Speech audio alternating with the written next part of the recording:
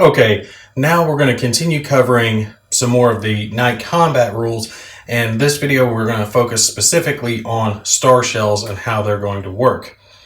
Starshells are similar to smoke in the effect that smoke will obscure lines of sight during the daytime, while Starshells will illuminate things, so make things easier to see during your nighttime scenarios. Just like smoke is listed down in your module specific rules at the beginning of your scenario booklet, your Starshell capability for whatever nation is going to be listed down at the beginning of your scenario booklet as well. For example, for Heroes of Normandy, all the nations are going to have a Starshell capability of 2, which means that they need to roll a 2 or under to take and call in a Starshell, and a leadership's modifier can take and be used to modify that, so effectively making it 3 or under to take and call it in using a leader. So an eligible leader or hero can call it in as long as they're not marked with your standard markers: moved, assault move, low, crawl, fired, stealth, ops complete. As long as they're not marked with any of those, they can attempt to take and call in a Starshell.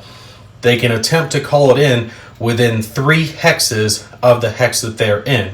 So in our examples shown out here, our American unit can't see these Germans because they're beyond the 2 hex visibility range of a night combat mission, but they could attempt to take and call in a Starshell within 3 hexes of themselves to try to light up these German units. And the way a Starshell is going to work is, let's say our American unit takes and calls in a Starshell, and he calls it in here. The hex that it's in and the 6 surrounding hexes are going to be treated as if it's daytime. Now, the unit that calls it in is going to be marked as ops complete, and they're going to be marked as ops complete whether or not they succeed in calling in the Starshell. So in this situation, our German unit now would be lit up just like it were daytime. They could be fired on and seen and everything, just like it was a normal day scenario.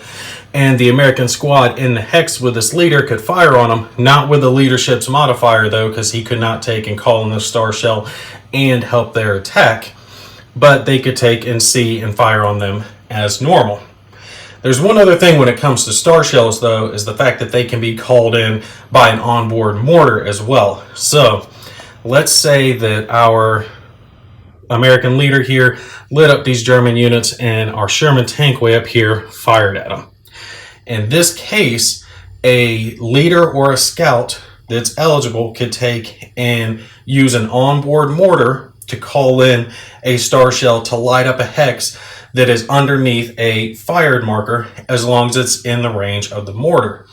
So in our situation here, the German leader could take and light up this tank by having the mortar that's tucked behind this woods drop a Starshell on top of it, so they would be able to see and fire on it without the associated nighttime combat penalties that you would normally have.